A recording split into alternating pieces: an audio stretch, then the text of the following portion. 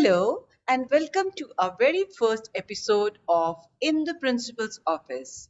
My name is Sarita Nair and I am the school principal of Chetan Tataji Gaikwad English Medium School in Pune, India.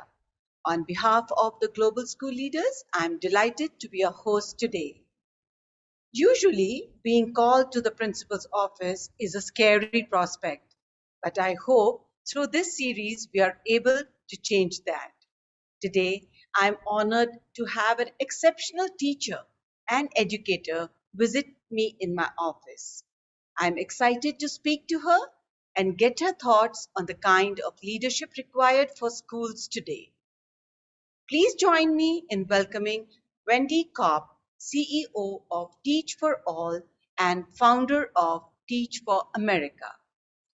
Teach for All is a global nonprofit organization that works across 60 countries to ensure every child receives an excellent education. Wendy, welcome to the show. We are delighted to have you join us today. Thank you so much for having me. Excited to be here. Thank you. Here's my first question for you. Before we get into talking about leadership in general, I wanted to hear from you about your relationship with your school principal. Did you ever get called to the principal's office?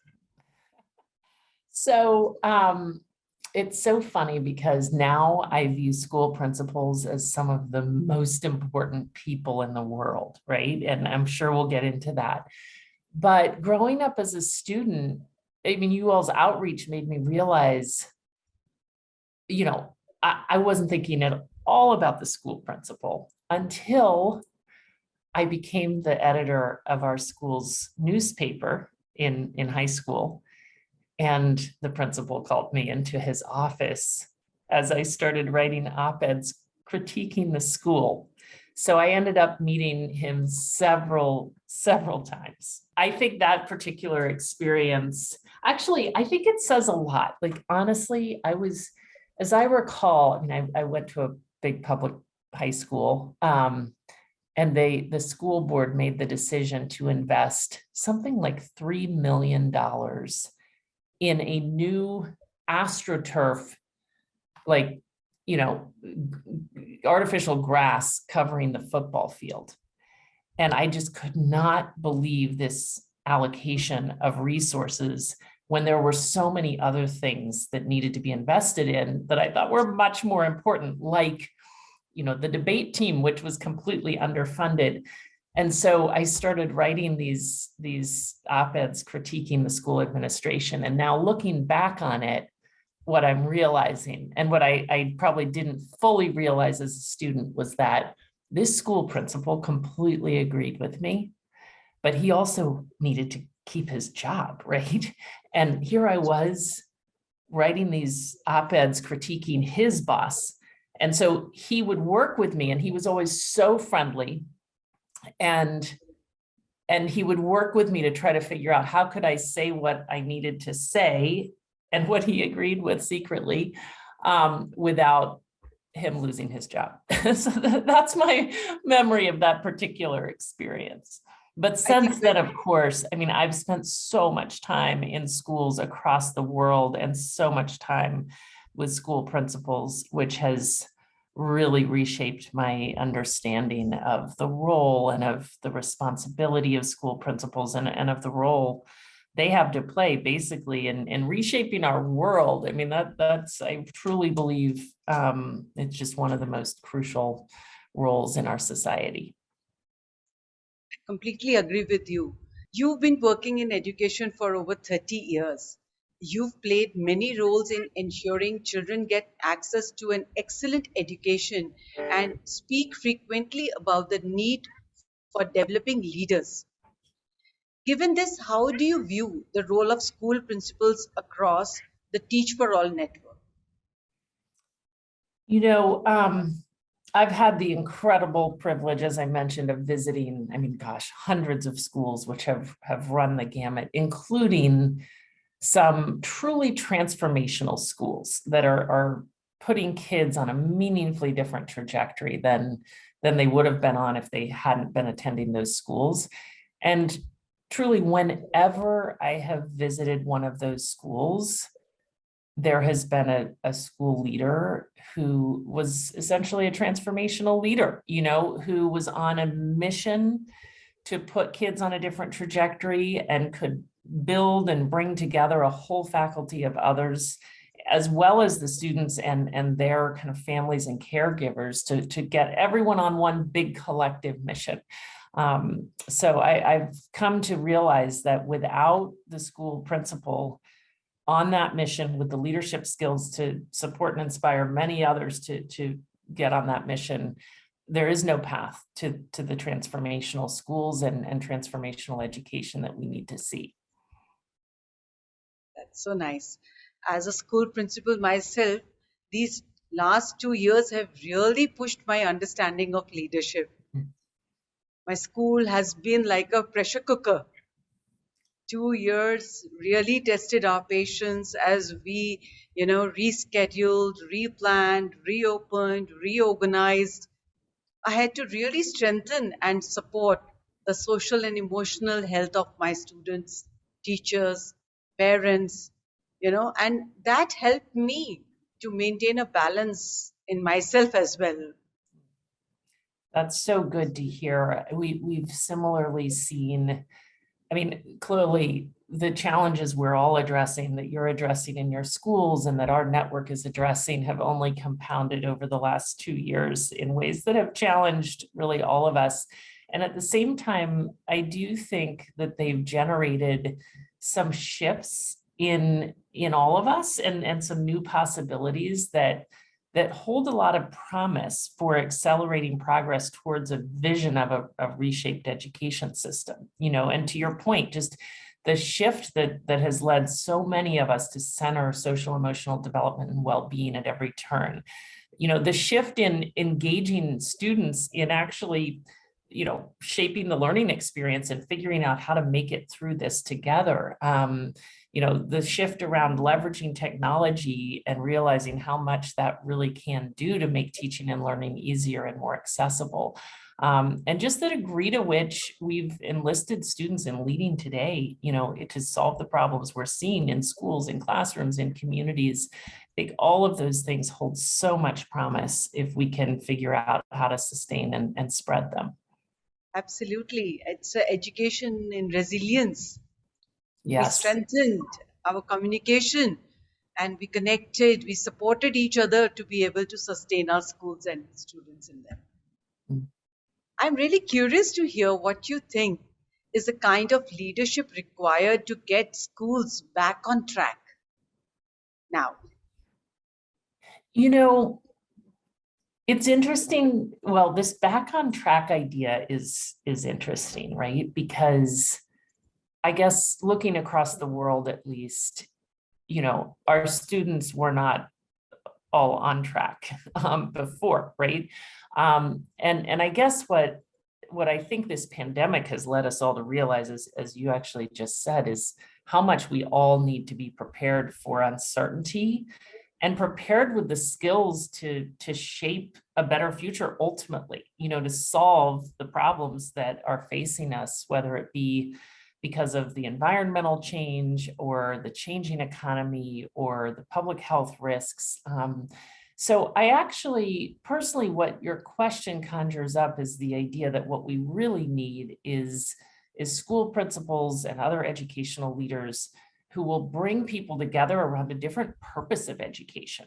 I don't think decades ago when our schools were first formed that the world has changed so much since then, right? And our aspirations have changed so much as well. And I think we need to come together around a different purpose, around not only meeting narrow academic outcomes, but really shaping our students as the leaders who can, who will have the agency and awareness and connectedness and sense of empathy and problem solving skills and critical thinking skills and sense of well-being that it will take to shape a better future. Absolutely, absolutely. Because this is after we need to have a disaster management in education now. Yes. What And next if we are hit with something similar? I hope we do not see that, but then we need to have a disaster management for education as well in mhm. future for our students and teachers, for school leaders, for the schools to sustain this kind of situation. What we've come to see is that the whole thing is about leadership, right? It's about developing ourselves for a changing world. It's about developing our teachers as leaders, and in turn, they're developing their students as leaders. All so that we can navigate uncertainty and find a path to a thriving future. That's so true. My next question involves a little game, a quick round of rapid fire, Wendy. Oh I dear. have a set of sentences that are incomplete. We would like for you to complete them with the first thing that comes to your mind. So, are you ready? Yes, I don't know. This is going to require a lot of thinking on my feet. So let's see. No, no, they are simple ones. So great. Here it goes. Joy in the classroom looks like. Mm, deep student engagement in things that matter. uh, Children today need. To be listened to. That's so right. Schools in the future need to. Foster student leadership and agency and awareness of the world around us and of the role and of our own role in it. The last one, school leadership is. One of the most important roles in reshaping our society. I really believe that. I think as we think about how to create a better world, and navigate, help everyone cross these divides in our polarized society and solve the incredible challenges we face. I think we as educators need to realize that we have perhaps the biggest role to play, because I don't know if we're going to solve the problem as adults. To me, our best hope are the kids in our classrooms. And if we can help them develop as the humans we need, I think that's really the path to the sustainable, peaceful, just world that we all envision. And I think among educators, school principals play such a vital role in developing so many other educators, and collaborating with each other to shape a path forward. Absolutely fantastic. Thank you for playing along. And now for my final question. If you were a principal today, what would you focus on? Any advice for all the school principals out there listening to this? Mm. Um, Two things come to mind.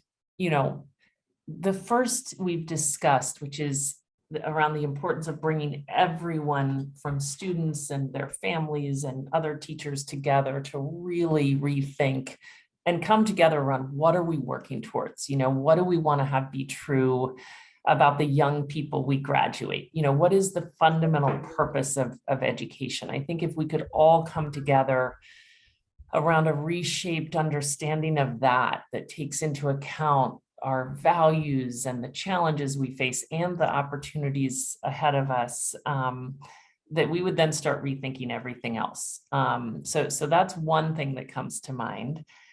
And the other thing is that I would talk to students and listen to them and make no decisions without them in the room. I think that's one of the biggest things I've learned from some of the most inspiring educators who are inspiring me today, is just the extent to which they're partnering with students as kind of equals in this, like knowing that they have a lot to bring to this equation and that students themselves have a lot to say and a lot of perspective that we need to figure out the path forward. Absolutely. That's so wonderfully said.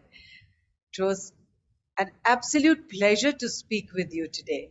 We are Oh, lucky to have people like you who think so deeply about leadership and its importance in building a future for children around the world. We cannot thank you enough for this conversation.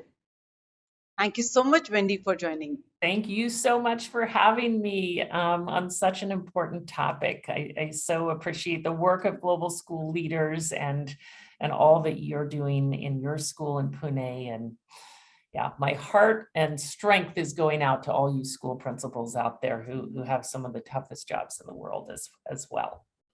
Thank you so much. To our viewers, thank you for joining us.